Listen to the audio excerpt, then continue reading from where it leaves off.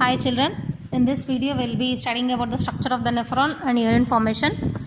Each nephron has the following parts, that is the Malpighian body and renal tubules.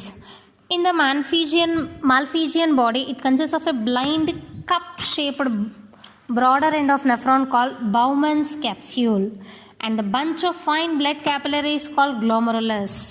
దాని అర్థమైంది కదా. మల్ఫీజియన్ ట్యూబ్యూల్స్లో Bowman's capsule ఉంటుంది and ఆ Bowman's capsule cup shape ఉంది కాబట్టి దాన్ని బౌమన్స్ క్యాప్స్యూల్ అని అన్నాం. అండ్ దాని లోపల గ్లోమరులస్ బ్లడ్ క్యాపిలరీస్ ఉంటాయి.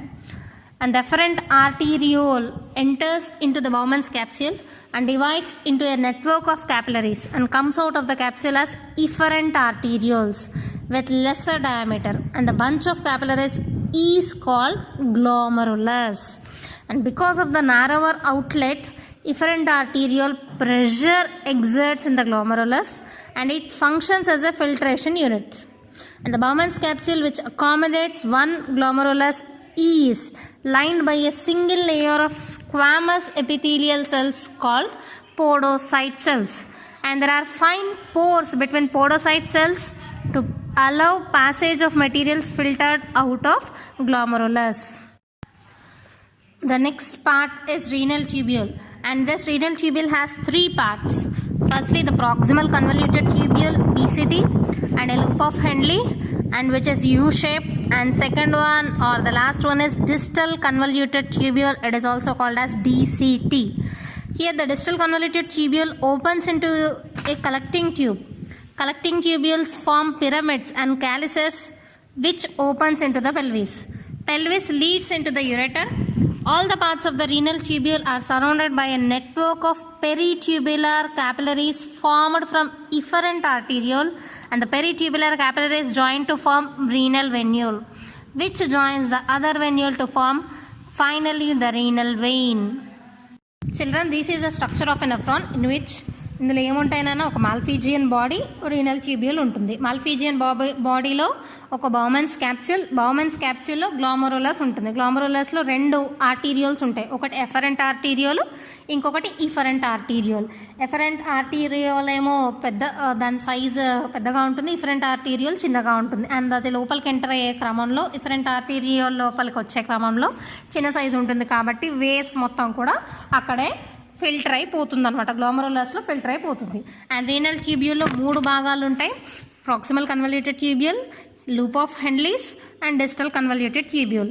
అండ్ ఈ డిస్టల్ కన్వల్యూటెడ్ ట్యూబ్యూల్ కలెక్టింగ్ డక్ట్లోకి వెళ్ళి అక్కడి నుంచి యూరేటర్లోకి యూరిన్ని పంపిస్తూ ఉంటుంది. ఇది స్ట్రక్చర్ మాత్రమే. And now let us discuss the mechanism of urine formation. ఈ నెఫ్రాన్లో యూరిన్ ఎలా ఫామ్ అవుతుంది, ఎలా ఫిల్టర్ అవుతుంది, అసలు కిడ్నీస్ ఫిల్టరేషన్ ఎలా జరుగుతుంది అన్నది ఇప్పుడు మనం చూస్తాం. Coming to the mechanism of urine formation of urine involves different stages, but the main 4 steps we'll be seeing here. First one is the glomerular filtration, second one will be tubular reabsorption, third will be the tubular secretion, and the fourth will be the formation of concentrated urine. Firstly, the glomerular filtration, in which the blood flows into the glomerulus. It is filtered under high pressure, and as a result waste materials along with some water and useful substances are filtered out and they enter into the Bowman's capsule, and this is called glomerular filtration, and this filtrate is also called as primary urine. ఇక్కడ glomerular ఫిల్టరేషన్లో form అయిన దానిని primary urine అని అన్నాం. And ఈ primary యూరిన్లో waste మెటీరియల్స్తో పాటుగా శరీరానికి అవసరమైన కొంత వాటర్ అండ్ కొన్ని మినరల్స్ కూడా ఉంటాయి కాబట్టి దీన్ని ప్రైమరీ యూరిన్ అని పిలుస్తాం. And secondly, the tubular reabsorption. The primary urine which is in glomerulus is almost equal to the blood in chemical composition except the presence of blood cells, and this peritubular capillaries present around the Henle's loop reabsorb essential substances and excess water present in the primary urine. ఇక్కడ PCT ఈ glomerulus నుంచి PCT primary convoluted ట్యూబ్యూల్కి ఈ primary urine వెళ్తుంది. ఈ primary urine అనేది బ్లడ్తో సమానంగా, బ్లడ్లో ఏమైతే కాంపోనెంట్స్ ఉన్నాయో ఈ ప్రైమరీ యూరిన్లో కూడా అవే ఉంటాయి ఎక్సెప్ట్ బ్లడ్ సెల్స్ మాత్రమే. ఇక్కడ రీఅబ్జార్ప్షన్ అనేది జరుగుతుంది. ఇంతకుముందు నేను చెప్పాను కదా గ్లోమరులర్ ఫిల్టరేషన్లో బాడీకి అవసరమైన వాటర్ కంటెంట్, మినరల్స్ కూడా ఉంటాయని, వాటిని ఈ పీసీటీ అబ్జర్వ్ చేసుకుంటుంది. And next, third step is tubular secretion. After reabsorption of the essential substances and water, urine travels through the loop of Henle. From peritubular capillaries present around the loop of Henle, waste materials left unfiltered in the blood during glomerular filtration are secreted into the loop of Henle. ఇక్కడ reabsorption జరిగిన తర్వాత పీసీటీలో loop of Henle U shaped loop of Henle ద్వారా ఆ urine అనేది pass అయ్యి next stage that is distal convoluted ట్యూబ్యూల్లోకి పంపించబడుతుంది. అంటే ఇక్కడ ఈ ట్యూబులర్ సెక్రీషన్లో ఏదైతే రీఅబ్జార్ప్షన్ జరిగిన తర్వాత యూరిన్ ఉంటుందో అది ఇక్కడ ట్యూబులర్ సెక్రీషన్లో సెక్రేట్ అవుతూ ఉంటుంది డీసీటీ లోపలికి. And here the formation of concentrated urine. Urine కాన్సన్ట్రేటెడ్గా ఎప్పుడు తయారవుతుంది లాస్ట్ స్టెప్ ఆఫ్ యూరిన్ ఫార్మేషన్లో అంటే urine that reaches in to the collecting tubule from the loop of Henle is further concentrated in the presence of the hormone called vasopressin. Vasopressin ఉండడం వల్ల urine కాన్సన్ట్రేటెడ్గా ఉంటుంది. And the deficiency of vasopressin causes excessive dilute urination during diabetes insipidus. Diabetes insipidus ఉన్న వాళ్ళకి తరచుగా మూత్రం వస్తూ ఉంటుంది. ఎందుకు? వాళ్ళలో వాసోప్రెసిన్ అనే హార్మోన్ ఉండకపోవడం వల్ల వాళ్ళకు మాటికి యూరిన్ వస్తూ ఉంటుంది అండ్ అది కూడా డైల్యూట్ యూరిన్ వస్తుంటుంది. After the age of the 40 years, the number of functioning nephrons usually decreases by 10% in every 10 years. ఇక్కడ ఇంకొక విషయం కూడా మీరు అబ్జర్వ్ చేయాలి. వింటర్ సీజన్లో ఈ చలికాలంలో మనకి ఎక్కువగా యూరిన్ వస్తూ ఉంటుంది. Why? Because vasopressin hormone is also not secreted thoroughly in this season, so we'll be passing on the diluted urine. And after the kidneys, the second part of the excretory system is ureters, and there are a pair of whitish narrow distinguishable and muscular tubes of 30 centimeters length. These are called the ureters, and each ureter arises from the hilus of the kidney and it moves downward and obliquely opens into the urinary bladder, and the ureter carries urine from the kidney to the urinary bladder, and the movement of this urine in the ureter is through peristalsis. Peristalsis already మనం first లెసన్లో చెప్పుకున్నాం. Food ఈసోఫాగస్లో food ఎలా travel అవుతుంది? Through peristalsis, wave like movement అని. Okay, and the next part of the excretory system is urinary bladder. Already మనం కిడ్నీస్లో తయారైన యూరిన్ని రెండు యూరెటర్స్ ద్వారా, రెండు కిడ్నీల నుంచి రెండు యూరెటర్స్ ద్వారా యూరినరీ బ్లాడర్లోకి వచ్చి స్టోర్ అవుతుంది. And this urinary bladder it is a median pear shaped and distensible sac, and it is situated in the pelvic region on the ventral side of the rectum in the abdomen, and it stores urine brought by two ureters, and the storage capacity of urinary bladder is 300 to 800 ml. అంటే మన urinary bladder 300 నుంచి 800 ml of యూరిన్ని store చేయగలుగుతుంది. And the next part is urethra.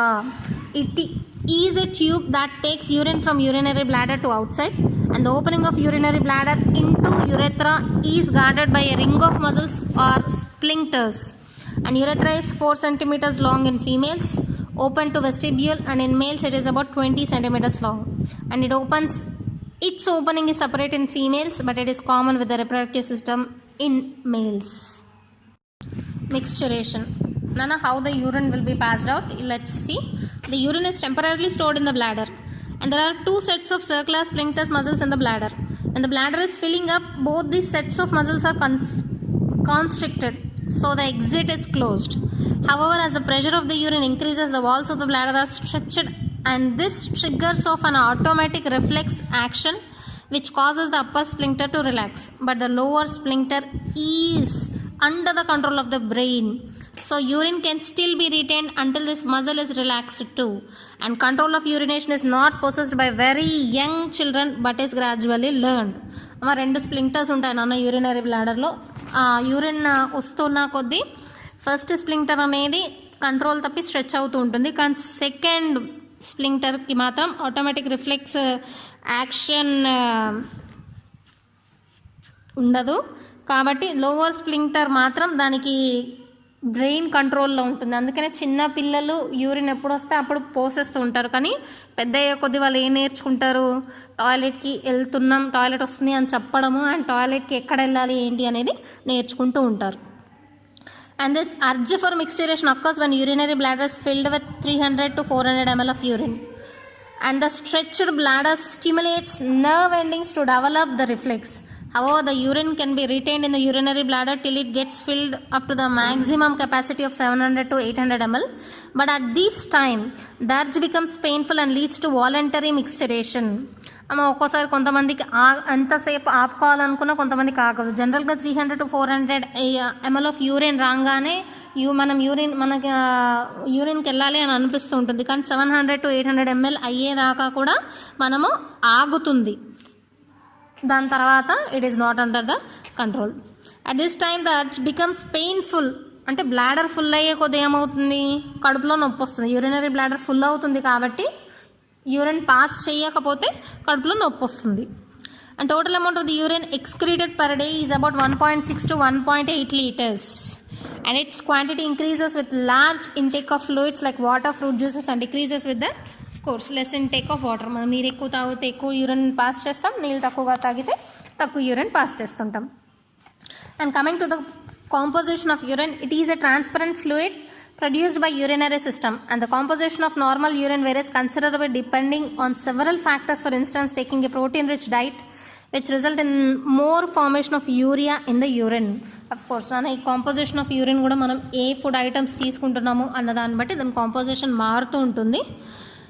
Because the proteins get deaminated in the liver with subsequent formation of urea. Even sugars can appear in a normal person after a heavy intake. Of course, మనం ఎక్కువ sugars, బాగా చక్కెర పదార్థాలు, ఎక్కువ sweets తిన్న తర్వాత urine test కనుక చేయించుకుంటే మన యూరిన్లో షుగర్ లెవెల్స్ ఎక్కువగా ఉన్నట్టు అనిపిస్తుంది. దాని అంత మాత్రాన మనకు షుగర్ ఉన్నట్టు కాదు. Just because of the food what we have taken, it have been excreted out. Even sugar can appear in a normal person after a heavy intake. If other conditions are constant, a large intake of liquids or water-rich food increases the volume of the water in the blood. Hence, more urine is excreted. Coming to the concentration of the urine contains 96% of water and 2.5% of organic substances like urea, uric acid, creatinine, and water-soluble vitamins, hormones, and oxalates, etc. And 1.5% of the inorganic solutes, that is sodium chloride, phosphate, sulfate, magnesium, calcium, iodine, etc. And it is acidic. My urine is acidic in nature. Its pH is 6 in the beginning but becomes alkaline on standing due to the decomposition of urea to form ammonia. Urine is ఫైనల్గా మనం యూరిన్ని pass out చేసేటప్పటికి it will convert into alkaline.